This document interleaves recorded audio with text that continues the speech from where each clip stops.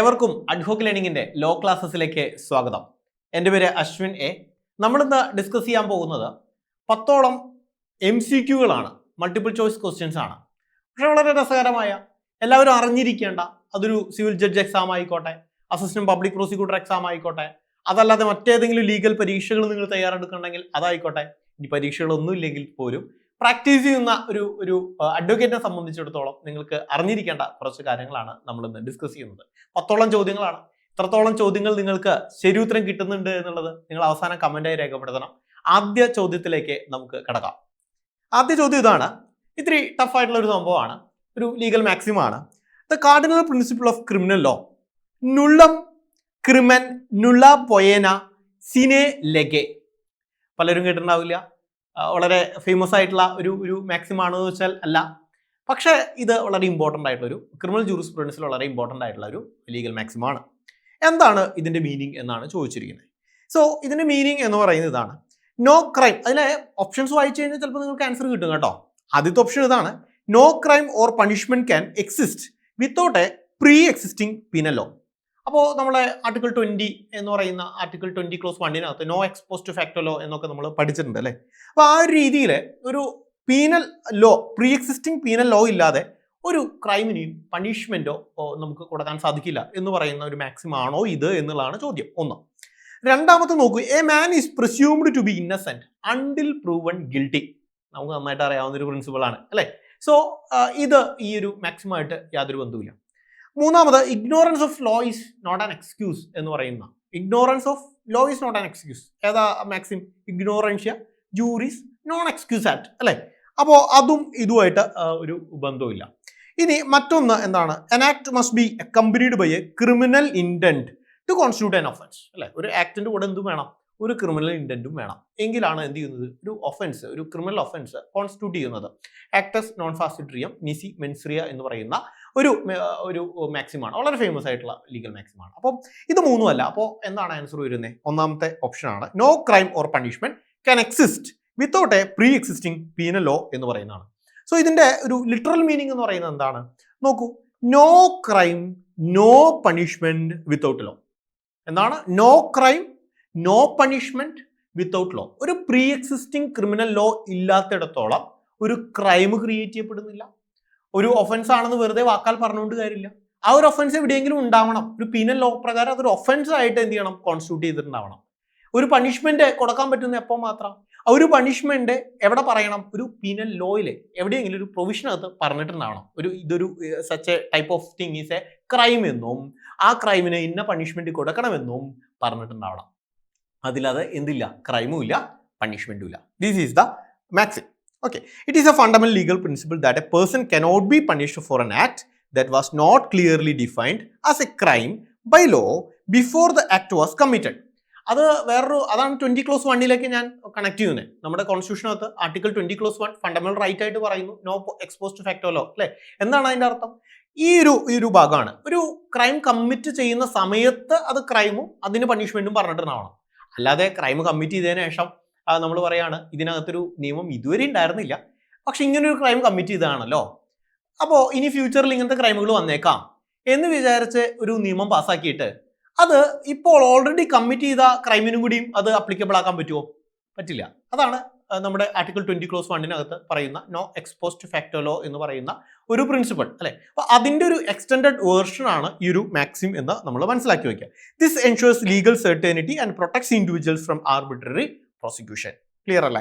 Then രണ്ടാമത്തെ ചോദ്യത്തിലേക്ക് കടക്കുകയാണ്. നിങ്ങൾക്കെല്ലാം ആൻസർ ചെയ്യാൻ പറ്റാവുന്ന ഒരു ചോദ്യമായിരിക്കുമെന്ന് ഞാൻ വിചാരിക്കുന്നു. ഇതാണ്. എ സോൾജർ, എ എന്ന് പറയുന്ന ഒരു സോൾജർ ആണ്, fires on a mob by the order of the superior officer in conformity with the commands of the law. A has committed no offense. His defense comes under section dash of BNS. So IPC ആണെങ്കിൽ ഞാൻ തകർത്തേനെ അല്ലേ. So ഇത്രയേ ഉള്ളൂ. ഒരു illustration ആണ്. നമ്മുടെ IPC ആയിക്കോട്ടെ BNS ആയിക്കോട്ടെ അതിനകത്ത് കൊടുത്തിരിക്കുന്ന ഒരു ഇല്ലുസ്ട്രേഷൻ ആ സച്ച് കൊടുത്തിരിക്കുകയാണ്. എന്താ ഇല്ലുസ്ട്രേഷൻ? അത് കാര്യം മനസ്സിലായിട്ടുണ്ടാവും. ഒരു ജനറൽ എക്സെപ്ഷനുമായി ബന്ധപ്പെട്ടതാണ്. ഏത് ജനറൽ എക്സെപ്ഷനാണ്? മിസ്റ്റേക്ക് ഓഫ് ഫാക്റ്റുമായി ബന്ധപ്പെട്ടുള്ള ജനറൽ എക്സെപ്ഷനാണ്. നമുക്കറിയാം ആദ്യത്തെ ജനറൽ എക്സെപ്ഷൻ ആണ് അല്ലെ. IPC ആണെങ്കിൽ സെക്ഷൻ 76, BNS ആണെങ്കിലോ എവിടെയാ ജനറൽ എക്സെപ്ഷൻ സ്റ്റാർട്ട് ചെയ്യുന്നത്? സെക്ഷൻ 14-ലാണ്. സെക്ഷൻ 14-ലാണ്. അപ്പോൾ ആൻസർ എന്താണ്? സെക്ഷൻ 14. സെക്ഷൻ 14-ൽ തന്നെ കൊടുക്കുന്നുണ്ട് ഇതിന്റെ ഇല്ലുസ്ട്രേഷൻ ആയിട്ട്. സോ BNS-നകത്ത് നമുക്ക് നോക്കാം. സെക്ഷൻ 14-നകത്ത് എന്താ പറയുന്നത്? Nothing is an offence which is done by a person who is or who by reason of a mistake of fact and not by reason of mistake of law. അല്ലേ?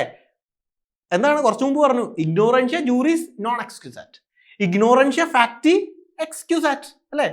Fact mistake of fact ആണെങ്കിൽ എന്താണ്? അത് excusable ആണ്. പക്ഷേ അത് in good ഫെയ്ത്തിലെ അത് ശരിയാണെന്ന് വിശ്വസിച്ചിട്ടുണ്ടാവണം. മാത്രമല്ല സെക്ഷൻ 14-ന്റെ ഇൻഗ്രീഡിയൻറ്റ് എത്തണമെങ്കിൽ വളരെ ഇമ്പോർട്ടൻ്റ് ആയിട്ടുള്ള ഒരു പോയിന്റ് കൂടി ഉണ്ട്. എന്താണ്?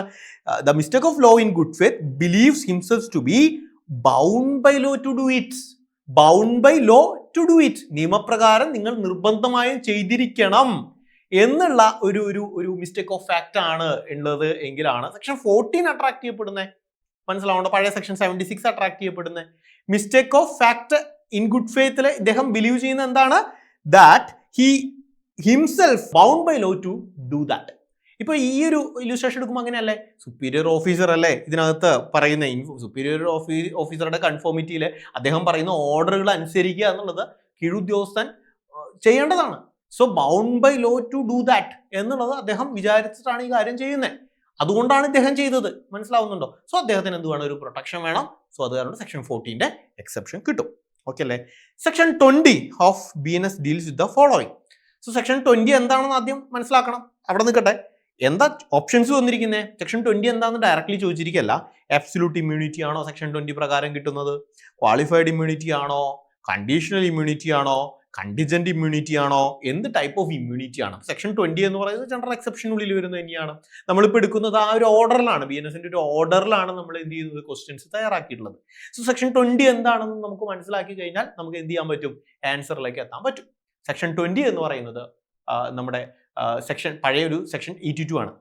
പഴയ സെക്ഷൻ 82 എന്ന് പറയുമ്പോൾ നിങ്ങൾക്ക് മനസ്സിലായോ എന്താണ്? ഡോളി ഇൻകപ്പാക്സ് അല്ലെ? ഡോളി ഇൻകപ്പാക്സ് ആണ്.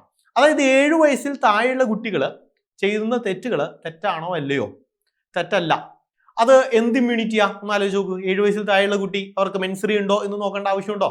അത് സെക്ഷൻ 83-ലേക്ക് കടക്കുമ്പോൾ അല്ലെങ്കിൽ BNS-ലെ സെക്ഷൻ 21-ലേക്ക് കടക്കുമ്പോൾ 7 വയസ്സിനും 12 വയസ്സിനും ഇടയിലുള്ള കുട്ടികളെ കുറിച്ച് സംസാരിക്കുന്നത്. അത്തരം സമയത്ത് നമ്മൾ എന്ത് ചെയ്യും? അവരുടെ ഇന്റൻഷൻ അല്ലെങ്കിൽ അത് മനസ്സിലാക്കാനുള്ള കഴിവുണ്ടോ എന്നുള്ള പല ടെസ്റ്റുകളും ചിലപ്പോൾ നടത്തിയേക്കാം. പക്ഷെ 7 വയസ്സിൽ താഴെയുള്ള കുട്ടിയാണെങ്കിലോ അബ്സല്യൂട്ട് ഇമ്മ്യൂണിറ്റി ആണ് അല്ലെ? കണ്ടീഷണൽ അല്ല, അബ്സല്യൂട്ട് ഇമ്മ്യൂണിറ്റി ആണ് അല്ലെ? നത്തിങ് ഈസ് എൻ ഒഫൻസ് എന്ന് പറഞ്ഞിട്ടാണ് ആ സെക്ഷൻ സ്റ്റാർട്ട് ചെയ്യുന്നത് അല്ലെ? Nothing is an offence which is done by a child under 7 years of age. ശരിയല്ലേ? This means that a child below the age of 7 years granted absolute immunity from criminal liability. This is based on the presumption that children under 7 years are duly incapable, incapable of criminal intent. അത്രയും ചെറിയ കുട്ടികൾക്ക് എന്തില്ല? ഒരു criminal intent ഉണ്ടായിരിക്കില്ല എന്നുള്ള പ്രിസംഷന്റെ അടിസ്ഥാനത്തിലാണ് ഈ ഒരു സെക്ഷൻ പോകുന്നത്. നിങ്ങൾക്ക് ഡീറ്റെയിൽ ആയിട്ട് അറിയാം. അപ്പോൾ സെക്ഷൻ 20 എന്താണെന്ന് അറിഞ്ഞു കഴിഞ്ഞാൽ നിങ്ങൾക്ക് എന്ത് ചെയ്യാം? അത് ആൻസർ ചെയ്യാൻ പറ്റാവുന്ന ഒരു ക്വസ്റ്റൻ ആയിരുന്നു അല്ലേ? നമുക്ക് അടുത്തത് സെക്ഷൻ 3(5) ഓഫ് BNS. ഇപ്പം ഈ അടുത്ത FIR-കൾ വായിച്ചിട്ടുള്ള ആൾക്കാർക്കെല്ലാം പെട്ടെന്ന് മനസ്സിലാവും 3(5) എന്ന് പറഞ്ഞാൽ എന്താണ്. എപ്പോഴും പല സെക്ഷൻ്റെയും കൂടെ റെഡ് വിത്ത് 3(5) എന്ന് കാണാം അല്ലെ? പണ്ടത്തെ ആണെങ്കിൽ IPC 34 അല്ലെ? 34. സോ അത് ക്രിയേറ്റ്സ് എ സബ്സ്റ്റാൻറ്റീവ് ഒഫൻസ് ആണോ? ഇത് ആസ് ഇറ്റ് സെൽഫ് ഒരു ഒഫൻസ് ആണോ? Or it is whether it is a rule of evidence ആണോ? Or both A and B രണ്ടും ആണോ? Or neither A nor B രണ്ടുമല്ലയോ എന്നുള്ളതാണ്. അതായത് എവിഡൻസ് ആയിട്ടും ഉപയോഗിക്കാൻ പറ്റില്ല, അല്ലെങ്കിൽ റൂൾ ഓഫ് എവിഡൻസും അല്ല, സബ്സ്റ്റാൻറ്റീവ് ഒഫൻസും അല്ല. അങ്ങനെയാണോ? ഇതിലേതാണ് ശരി? 3(5) പഴയ 34. നോക്കൂ, ഇത് ഒരു റൂൾ ഓഫ് എവിഡൻസ് ആണ്. കാരണം അതുകൊണ്ടാണ് നമ്മളിപ്പോഴും റെഡ് വിത്ത് 3(5) എന്നേ പറയുന്നുള്ളൂ, അല്ലാതെ ആൻഡ് 3(5) അല്ല. മനസ്സിലാവുന്നുണ്ടോ? ഇപ്പം നമ്മൾ പറയുകയാണെങ്കിൽ ഇപ്പം 190 അല്ലെ? പഴയ 149 ആണെങ്കിൽ അത് സബ്സ്റ്റാൻറ്റീവ് ഒഫൻസാ, ഒരു പ്രത്യേക ഒഫൻസാ. 34 എന്ന് പറയുന്നു അല്ലെങ്കിൽ 3(5) എന്ന് പറയുന്നു ഒരു സെപ്പറേറ്റ് ഒഫൻസ് അല്ല. അത് എന്തിനു വേണ്ടിയിട്ടാണ് ഉപയോഗിക്കാൻ പറ്റുന്നത്? അത് കോമൺ ഇന്റൻഷൻ എന്ന് പറയുന്നത് ഇൻ ഫർദറൻസ് ഓഫ് കോമൺ ഇന്റൻഷനിൽ ഇദ്ദേഹവും കൂട്ടാളി ആയിരുന്നോ എന്നുള്ളത് കാണിക്കാൻ വേണ്ടിയിട്ടാണ്. അങ്ങനെ ആകുമ്പോൾ എന്താ വരുന്നത്? റൂൾ ഓഫ് എവിഡൻസ് എന്നുള്ള രീതിയിൽ ഇതിനോടൊപ്പം കൂടെ ചേർന്നിട്ടുള്ള ഒഫൻസുകളെല്ലാം ഇദ്ദേഹത്തിന്റെയും അറിവോടെ ഇദ്ദേഹവും കൂടി കൂടിച്ചേർന്ന് ചെയ്യുന്നു എന്ന് ഇദ്ദേഹത്തിലേക്ക് വരുത്തി വെക്കുന്നതിന് വേണ്ടിയിട്ടുള്ള ഒരു റൂൾ ഓഫ് എവിഡൻസ് ആയിട്ടാണ് നമുക്ക് ഇതിനെ ഉപയോഗിക്കാനായിട്ട് സാധിക്കുക. 3(5) എന്താ പറയുന്നത് നോക്കൂ. When A criminal act is done. അപ്പൊ എന്തുവാണ്? ഒന്നാമത്തെ പോയിന്റ്, ഒരു ക്രിമിനൽ ആക്ട് നടന്നിട്ടുണ്ടാവണം. രണ്ടാമത്തെ പോയിന്റ്, ബൈ സെവറൽ പേഴ്സൺസ്, കുറച്ച് കുറച്ച് ആൾക്കാർ ചേർന്നിട്ടായിരിക്കും ഇത് ചെയ്തിട്ടുണ്ടാവുക. 2 പോയിന്റ്. മൂന്നാമത്തെ point, in furtherance of the common intention of all. ഇവരുടെയും എല്ലാവരുടെയും ഒരു കോമൺ ഇന്റൻഷന്റെ ഫർദറൻസിലായിരിക്കും ഈ ഒരു കാര്യം ചെയ്തിട്ടുണ്ടാവുക. 3 പോയിന്റുകളായില്ലേ? അങ്ങനെയാണെങ്കിൽ each of such persons is liable for that act in the same manner as if it were done by him alone. അങ്ങനെയാണെങ്കിൽ ആ ഒരു വ്യക്തി ഒറ്റയ്ക്ക് ആ ആക്ട് ചെയ്തു കഴിഞ്ഞാൽ എന്തെല്ലാം ഒഫൻസുകളാണോ ഇതിന്റെ കൂടെ ചേർന്ന് കിട്ടിയിരിക്കുന്നത്, ആ ഒഫൻസുകളെല്ലാം ഇദ്ദേഹത്തിന് അഗെയിൻസ്റ്റ് ആയിട്ട് അട്രാക്ട് ചെയ്യപ്പെടും എന്ന് പറയുന്ന സെക്ഷനാണ് സെക്ഷൻ 3(5). സോ ആ section 3(5) as such is not an offence. Clear ആണല്ലോ? അപ്പൊ അതുകൊണ്ട് ഒരു സബ്സ്റ്റാൻറ്റീവ് ഒഫൻസ് അല്ല, പകരം എന്താണ്, it is a rule of evidence എന്നുള്ള രീതിയിൽ മനസ്സിലാക്കി വെക്കുക. ക്ലിയർ ആണല്ലോ? യെസ്. സോ നമുക്ക് അടുത്തൊരു പ്രൊവിഷനിലേക്ക് വരാം. Under section 8(5) of the BNS, if the offense is punishable with fine or community service. ഇപ്പോൾ പുതിയ BNS പ്രകാരം 6ഓളം പണിഷ്മെന്റുകളുണ്ട്. അതിലെ പുതിയൊരു പണിഷ്മെന്റ് ആണ് കമ്മ്യൂണിറ്റി സർവീസ്, അല്ലേ? സോ ഇവിടെ ഫൈനോ കമ്മ്യൂണിറ്റി സർവീസോ മാത്രം കൊടുക്കാവുന്ന, വിച്ച് മീൻസ് ഇംപ്രസൺമെന്റ് ഒന്നുമില്ല, അത് മാത്രം കൊടുക്കാവുന്ന ഫൈനോ അല്ലെങ്കിൽ കമ്മ്യൂണിറ്റി സർവീസോ ഇത് മാത്രം കൊടുക്കാവുന്ന ടൈപ്പ് ഓഫ് ഒഫൻസുകളാണ് എന്ന് വിചാരിക്കാം. The imprisonment which the court imposes in default of payment of the fine or in default of community service shall be. നോക്കൂ, അതായത് സെക്ഷൻ 8(5) സെക്ഷൻ 8 എന്ന് പറയുന്നത് in default of fine. Fine പറഞ്ഞു കഴിഞ്ഞാൽ ഒരു കേസിനകത്ത് കൺവിക്ട് ചെയ്യുന്ന സമയത്ത് ഒരു ഫൈൻ പറഞ്ഞിട്ടുണ്ടെങ്കിൽ ആ ഫൈൻ അടയ്ക്കാതിരുന്നു കഴിഞ്ഞാൽ പകരം എന്ത് ചെയ്യാം, അത് റിക്കവർ ചെയ്തെടുക്കാം സ്വാഭാവികമായിട്ടും. അതുകൂടാതെ ഇമ്മീഡിയറ്റ്ലി എന്ത് ചെയ്യാം, ഇമ്മീഡിയറ്റ്ലി ചെയ്യാവുന്ന എന്താണ്, ഇൻ ഡിഫോൾട്ട് ഓഫ് ഫൈൻ. പകരമല്ല കേട്ടോ, അത് സെപ്പറേറ്റ് പണിഷ്മെന്റ് ആയിട്ട് എന്ത് ചെയ്യുന്നു, ഈ ഫൈൻ അടയ്ക്കേണ്ട, അതിന് പകരം കുറച്ചാൾ ജയിലിൽ കിടന്നോളൂ, അങ്ങനെയല്ല. ഇൻ ഡിഫോൾട്ട് ഓഫ് ഫൈൻ, അത് ഡിഫോൾട്ട് വരുത്തിയതിന് എന്ത് ചെയ്യാം, കുറച്ച് നാള് ജയിലിൽ കിടത്താം. ക്ലിയർ അല്ലേ? അങ്ങനെ കിടക്കുന്നത് ഒരു ഫൈനോ കമ്മ്യൂണിറ്റി സർവീസോ മാത്രം പറയുന്ന ഒരു ഒഫൻസിലെ കൺവിക്ഷനിലാണ് ഇൻ ഡിഫോൾട്ട് ഓഫ് ഫൈൻ ജയിലിൽ കിടക്കേണ്ടി വരികയാണെങ്കിൽ ആ കൺവിക്ഷൻ, ആ ഒരു ഇംപ്രസൺമെന്റ് എന്ന് പറയുന്നത് ഏത് ടൈപ്പ് ഓഫ് ഇംപ്രസൺമെന്റ് ആയിരിക്കും എന്നുള്ളതാണ് ചോദ്യം. സിമ്പിൾ ഓൺലി ആണോ, റിഗ്രസ് ഓൺലി ആണോ, പാർട്ട്ലി റിഗ്രസ്, പാർട്ട്ലി സിമ്പിൾ ആണോ, according to the discretion of court ആണോ എന്നുള്ളതാണ് ചോദ്യം. സോ 8(5) വളരെ ക്ലിയർലി മെൻഷൻ ചെയ്തിട്ടുണ്ട്, ഫൈൻ മാത്രമോ കമ്മ്യൂണിറ്റി സർവീസ് മാത്രമോ പറയുന്ന ഒരു ഒഫൻസ് ആണെങ്കിൽ അത്തരം കേസുകളിൽ ഇൻ ഡിഫോൾട്ട് ഓഫ് ഫൈൻ ജയിലിൽ കിടക്കേണ്ടി വന്നു കഴിഞ്ഞാൽ that imprisonment must be simple only. Simple only.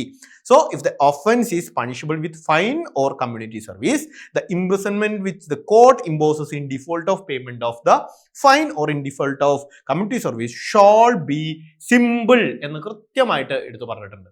So clear ആണല്ലോ? സംശയമില്ലല്ലോ? ഓക്കെ അല്ലേ? യെസ്. നോക്കൂ, അടുത്തത് 2025 ലീഗൽ അസിസ്റ്റന്റ് ഗ്രേഡ് 2 ചോദിച്ചിട്ടുള്ള ഒരു ക്വസ്റ്റൻ ആയിരുന്നു. നമ്മൾ വളരെ ക്ലിയർ ആയിട്ട് ക്ലാസ്സുകളിൽ പഠിപ്പിച്ചിട്ടുള്ളതാണ്.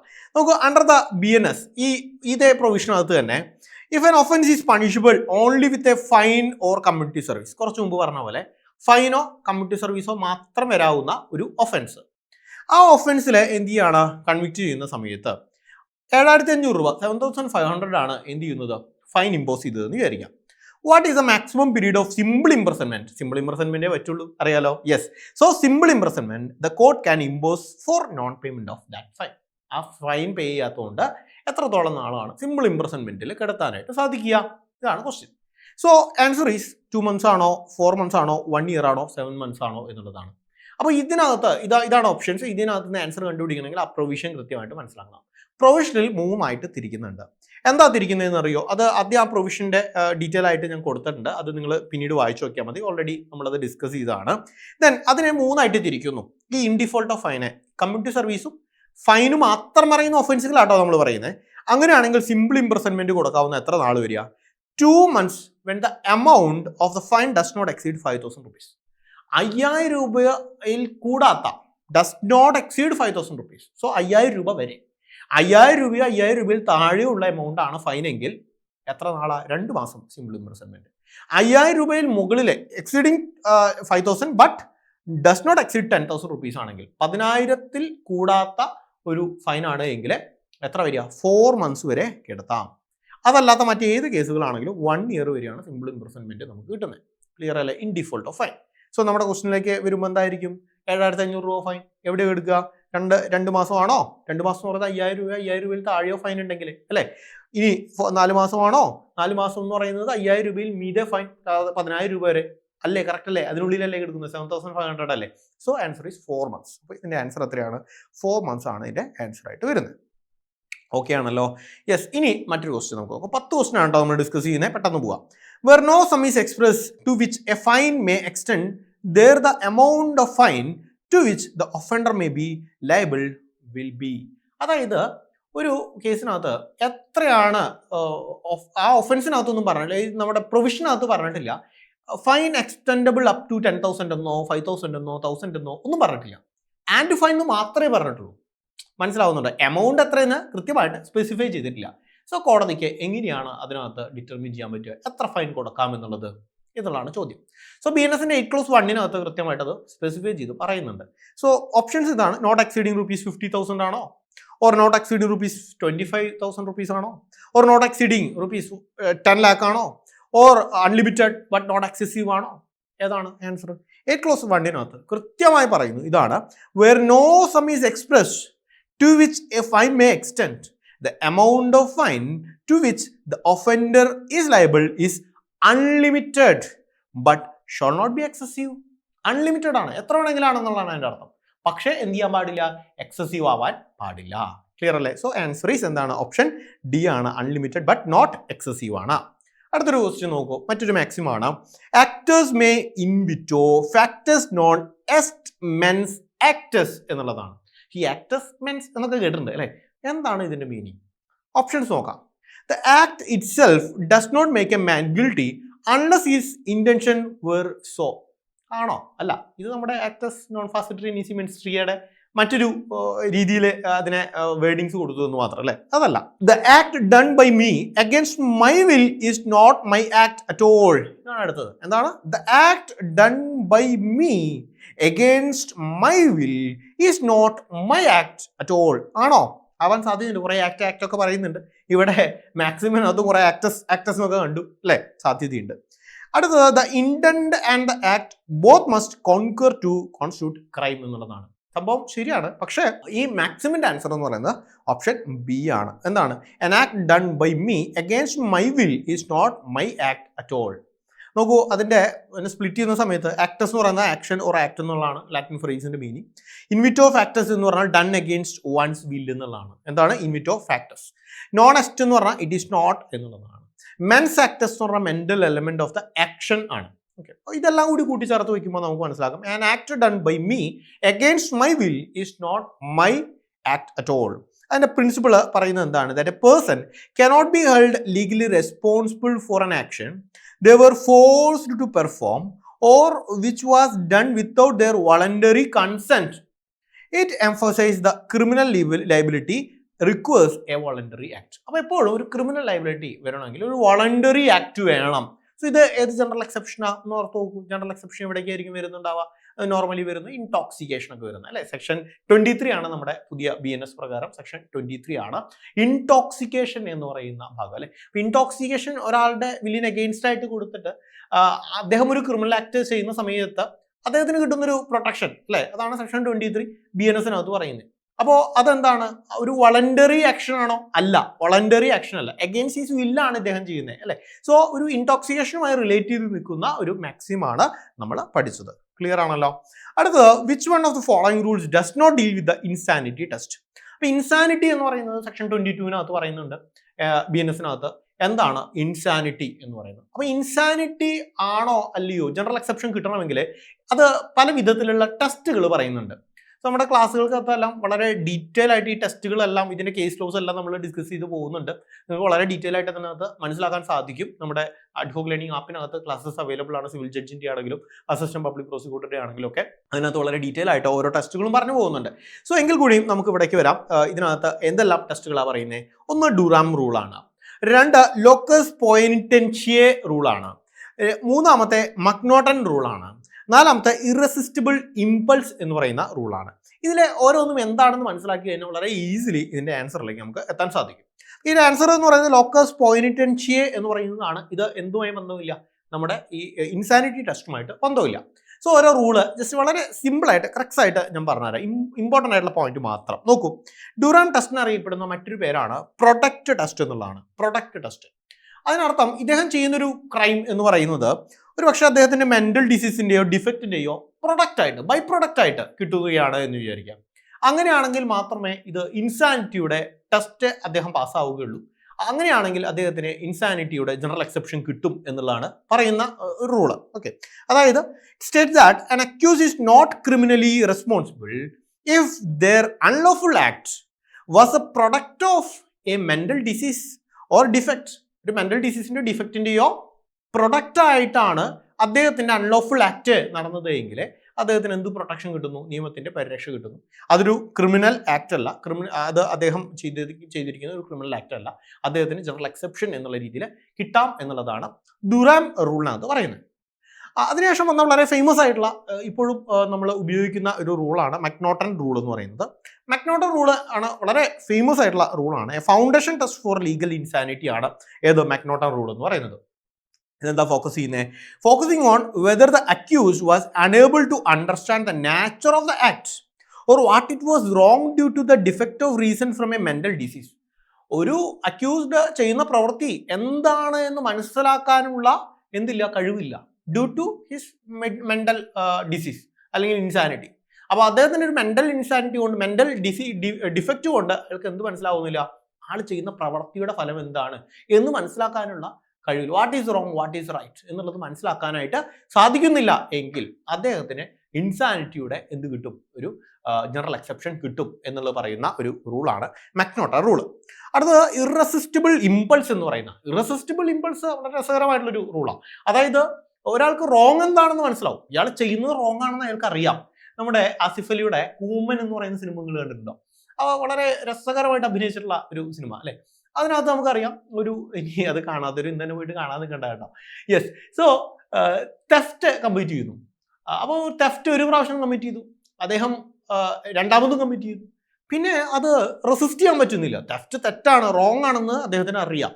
പക്ഷേ അയാൾക്ക് എന്ത് ചെയ്യാൻ പറ്റില്ല, അയാളെ കൊണ്ടത് റെസിസ്റ്റ് ചെയ്യാൻ പറ്റുന്നില്ല. അത് അദ്ദേഹത്തിന് ബിഹേവിയർ ആയി മാറുന്നു. അദ്ദേഹം അത് ഇറസിസ്റ്റബിൾ ആയിട്ടുള്ള ഒരു ആക്ട് ആയിട്ട് മാറുകയാണ്. അത് കണ്ടിന്യൂസ്ലി ആൾക്കത് എത്രയൊക്കെ വേണ്ട എന്ന് വെച്ചാലും നടക്കുന്നില്ല. സോ അതിനാണ് ഇറസിസ്റ്റബിൾ ഇമ്പൾസ് എന്ന് പറയുന്നത്. So a test that excuses a person if a mental disease made them unable to control their conduct even if they knew it was wrong. ഇത് റോങ് ആണെന്ന് അറിഞ്ഞിട്ടും അയാൾക്ക് കൺട്രോൾ ചെയ്യാൻ പറ്റാത്ത വിധത്തിൽ ഇറസിസ്റ്റബിൾ ഇമ്പൾസ് ഉള്ള ഒരു വ്യക്തിയാണെങ്കിൽ അദ്ദേഹത്തിന് എന്ത് കിട്ടുന്നു? ഇൻസാനിറ്റിയുടെ ജനറൽ എക്സെപ്ഷൻ കിട്ടും എന്ന് പറയുന്ന ഒരു റൂളാണ് എന്താ ഇറസിസ്റ്റബിൾ ഇമ്പൾസ് എന്ന് പറയുന്നത്. ദെൻ ലോക്കസ് പോയിന്റൻഷിയെ എന്ന് പറയുന്ന റൂള്, അത് ഇതുമായിട്ട് യാതൊരു ബന്ധവുമില്ല. അത് പ്ലേസ് ഓഫ് റിപ്പറ്റൻസ് ആണ്. അതായത് ഇറ്റ് റിഫേഴ്സ് ഇത് ക്രിമിനൽ കോൺസ്പിറസിയുമായി ബന്ധപ്പെട്ടുള്ള കാര്യം മാത്രമാണ്. ഒരു ക്രൈം കോൺസ്റ്റിറ്റ്യൂട്ട് ചെയ്യുന്നതിന് തൊട്ട് മുമ്പ് വരെ എന്ത് ചെയ്യാം, ആ ക്രിമിനൽ കോൺസ്പിറസിയിലെ അല്ലെങ്കിൽ ആ എഗ്രിമെന്റ് നിന്നും അദ്ദേഹത്തിന് വിഡ്രോ ചെയ്യാനുള്ള അവസരം കൊടുക്കുന്ന ഒരു മാക്സിമം മാത്രമാണിത്. ഇതും ഇൻസാനിറ്റി ടെസ്റ്റുമായിട്ട് യാതൊരു ബന്ധവുമില്ല. സോ ഇൻസാനിറ്റി ടെസ്റ്റുമായി ബന്ധപ്പെട്ട ടെസ്റ്റുകളാണ് ഡുറാം റൂളും അതുപോലെ തന്നെ മക്നോട്ടൺ റൂളും ഇറസിസ്റ്റബിൾ ഇമ്പൾസും എന്നുള്ളത് മനസ്സിലാക്കിയാൽ ഈ ആൻസർ നിങ്ങൾക്ക് ചെയ്യാനായിട്ട് സാധിക്കും. Then 10th and final question of this session. In which of the following cases the Supreme Court has observed that there is no right of private defense against the right of private defense? അതായത് right of private ഡിഫൻസിന് against ആയിട്ട് വീണ്ടും right of private defence ഉപയോഗിക്കാൻ പറ്റുമോ? നോക്കൂ, എന്നെ ഒരാൾ തല്ലിയപ്പോൾ ഞാൻ എന്ത് ചെയ്യുന്നു? ഞാൻ അയാളെ പിടിച്ചു മാറ്റാൻ ശ്രമിക്കുന്നു. So I M using my private defence അല്ലേ, ഞാൻ പ്രൈവറ്റ് ഡിഫൻസ് ഉപയോഗിക്കുകയാണ്. ആ സമയത്ത് എന്നെ തല്ലാൻ വന്ന ആള് വീണ്ടും എന്നെ എന്ത് ചെയ്യുന്നു? പിടിച്ച് തള്ളി മാറ്റുന്നു. ആ തള്ളി മാറ്റുമ്പോൾ എനിക്ക് പരിക്ക് പറ്റുന്നു. So he argues that he is acting in A private defence അല്ലെ. അദ്ദേഹം പ്രൈവറ്റ് ഡിഫൻസ് ആണ് ഉപയോഗിച്ചിട്ടുള്ളത്. അത് കാരണം ആൾക്ക് ജനറൽ എക്സെപ്ഷൻ കിട്ടണമെന്ന് പറഞ്ഞാൽ നടക്കുമോ? ഇല്ല. കാരണം എന്താ? അദ്ദേഹമാണ് എനിക്കെതിരെ ഒരു ക്രൈം ചെയ്യാൻ ശ്രമിച്ചത്. ഞാനാണ് പ്രൈവറ്റ് ഡിഫൻസ് ഉപയോഗിച്ചത്. അപ്പോൾ പ്രൈവറ്റ് ഡിഫൻസ് ചെയ്യുന്ന ആൾക്കെതിരെ വീണ്ടും പ്രൈവറ്റ് ഡിഫൻസ് ഉപയോഗിക്കാമോ എന്നുള്ളതാണ് ചോദ്യം. സോ അത് പറ്റില്ല, അത് പ്രൈവറ്റ് ഡിഫൻസിന്റെ പെർവ്യൂവിൽ വരുന്നില്ല എന്ന് പറഞ്ഞ ഒരു കേസ് ലോ ഉണ്ട്. അതാണ് ഏതാണ് കേസ്? ഉത്തർപ്രദേശ് വേഴ്സസ് രാം സ്വരൂപ് എന്ന് പറയുന്ന ഓപ്ഷൻ സി ആണ്. Okay, state of Uttar Pradesh versus Ram Swaroop എന്ന് പറയുന്ന കേസ് ലോ ആണ്. അപ്പോൾ അതിൻ്റെ എക്സാമ്പിൾ തന്നെയാണ് ഞാൻ ഓൾറെഡി ഡിസ്കസ് ചെയ്ത കാര്യം തന്നെയാണ് ഇതിനകത്ത് ഷോർട്ട് എക്സ്പ്ലനേഷൻ ആയിട്ട് കൊടുത്തിട്ടുണ്ട്. ഓക്കെ അല്ലേ? ക്ലിയർ അല്ലേ? സോ ഇത്രയാണ് നമ്മൾ ഈ ഒരു സെഷനകത്ത് ചെയ്യാനായിട്ട് ഉദ്ദേശിച്ചിട്ടുണ്ടായിരുന്നത്. നല്ല രീതിയിൽ നിങ്ങൾക്ക് മനസ്സിലായിട്ട് എന്ന് വിചാരിക്കും. ഇതുപോലെ നമുക്ക് എന്ത് ചെയ്യാം, ഒരു 10 ക്വസ്റ്റ്യൻസിൻ്റെ സീരീസ്, കുറച്ചധികം ക്വസ്റ്റ്യൻസ് നമുക്കിങ്ങനെ ചെയ്ത് നോക്കി പോവാം. വളരെ ഇൻട്രസ്റ്റിംഗ് ആയിരിക്കുമെന്ന് ഞാൻ വിചാരിക്കുന്നു. ഇൻട്രസ്റ്റിംഗ് ആയിട്ടുള്ള കുറച്ചധികം ക്വസ്റ്റ്യൻസ് നമുക്ക് എന്ത് ചെയ്യാം, വരുന്ന സെഷനകത്ത് ആഡ് ചെയ്യാം. എല്ലാവരും കൂടെ കൂടണം, എല്ലാവരും ഫോളോ ചെയ്യുക, ലൈക്ക് ചെയ്യുക. Okay, so thank you all. Next ഒരു സെഷൻ അത് കാണാം.